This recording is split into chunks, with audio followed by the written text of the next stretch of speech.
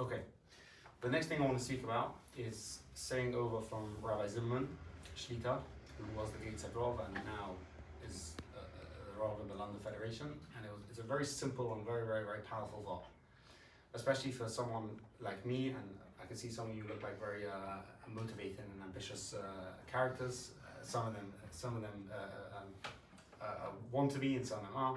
Some of you are, and it's a very important, a very good way of looking at anything in life, and that is the 1% rule. I hope I'm not. I don't want to misquote what he said, but I'm going to say it over the way I understood it, whether it's right or wrong. It's from me, so don't take it as Torah. But the 1% rule, it goes like this. Everyone has a challenge, okay? We wake up in the morning, the first thing we have is our alarm clock rings, and we don't want to get out of bed. Any challenge you can name. If you don't have a challenge, anyone here doesn't have a challenge? Yeah. I want to speak to you. Get some tips of it. We'll have challenges, and the 1% rule says that no matter where you are, you always have 50% Bechira on both sides, and our job is to put in 1% effort. Now, what does that mean? That means that Bechira only happens right now. My Bechira is only right now. Okay? What does it mean has anyone in this room ever been upset about something? Does anyone want to give an example of something that upset them recently? Any example? My grandfather's not well. Your grandfather? He's not well. He's not well. He's been to die back. He's been said in a year. Okay, so he's still alive right now. Yeah.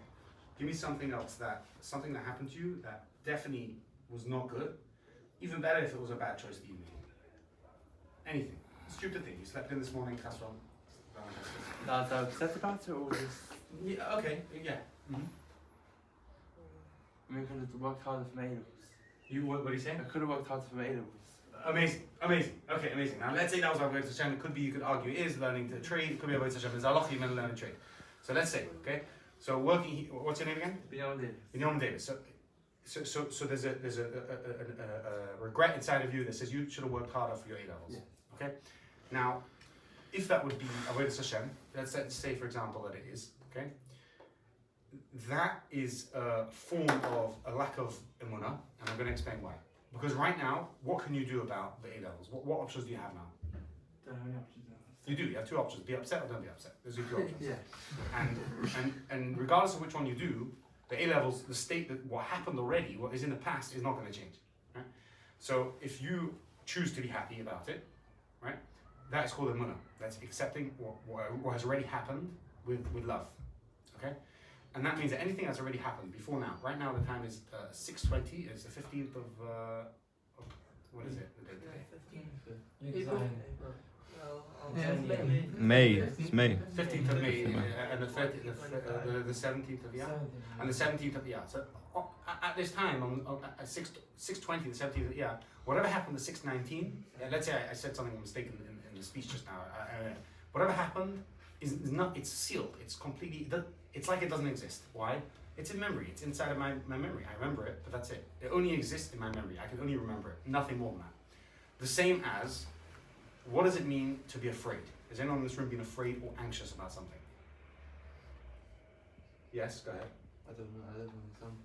Okay, but you genuinely felt afraid or anxious. Okay, so I'm going to make up an example. Let's say you're going to catch a flight, and you feel like your luggage is overweight. Okay, you feel like your luggage is overweight. That would never happen. You guys are like the guys who would always have it half full and leave half. The guys who look see you always leave half. I'm flying every 2 months. He's flying every 2 months, yeah. Okay, so let's say this is so now the future. What is the future? The future is not emunah. The future is bitachon. Okay, bitachon doesn't mean it's going to work out. Well, it does mean that, but it doesn't mean it's going to work out the way you think it will. Bitachon doesn't mean that I'm going with a suitcase that I know is 33 kilo, but by the desk I'm having bitachon, and they're definitely going to let me through without taking it, without making me take stuff out. That's not bitachon. Bitachon means that right now in this situation, right, I am meant to be here. That's emunah. And then bitachon is saying that whatever is going to happen forwards from now, right, is going to be exactly the way Hashem wants it to be, right? And my job now is to be peaceful with that fact, okay? So from now going on forward, I now have this suitcase in my car. There's one of two options. There might be 1,000 options, but however many options there are, right? in this case, either excuse the pun, either they're going to charge me for being overweight, or they're not going to notice while putting my foot under the scales. Don't do that. Right? Or they're not going to notice and let me through.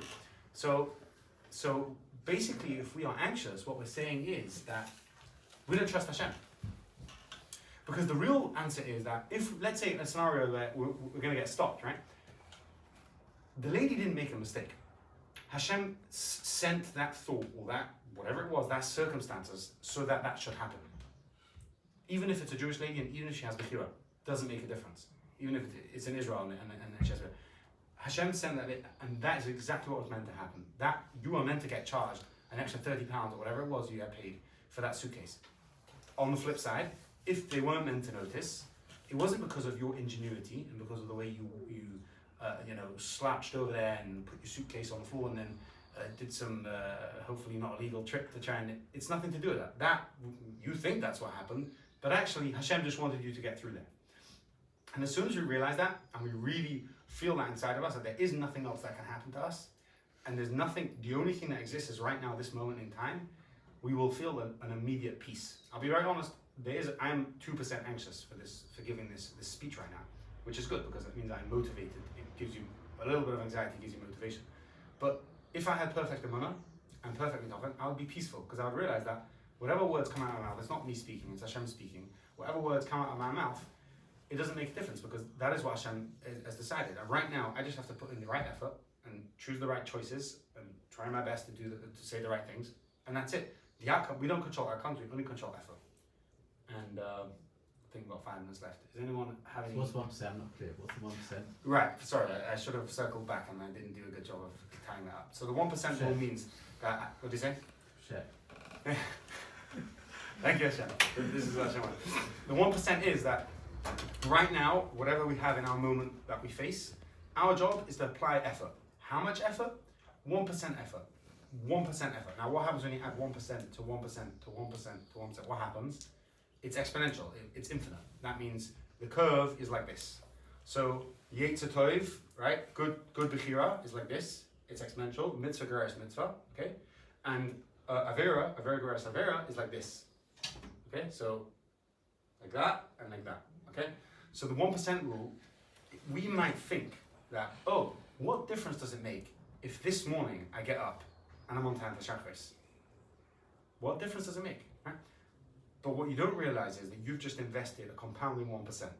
Once you get up for Shacharis, you have that Shacharis in your wall, you've got that brick in your wall forever now. That belongs to you.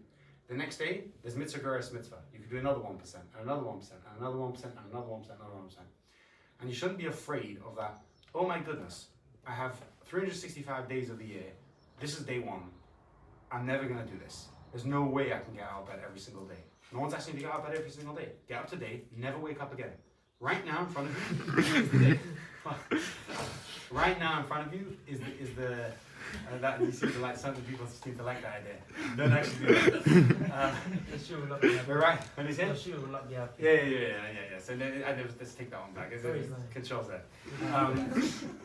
But wake up today, and don't wake up any other. Think in your brain. This is the decision is about today. Right now, today, the decision is to wake up or not. I'm going to wake up today, and tomorrow, who knows what's going to happen tomorrow? Who knows? Maybe who knows? Maybe it'll be easy for me. Maybe it's so hard that there's no point even fighting. So the point is, fight now. Fight now. Make the effort now, and make the 1% effort to get the exponential outcome that you want. Thank you very much.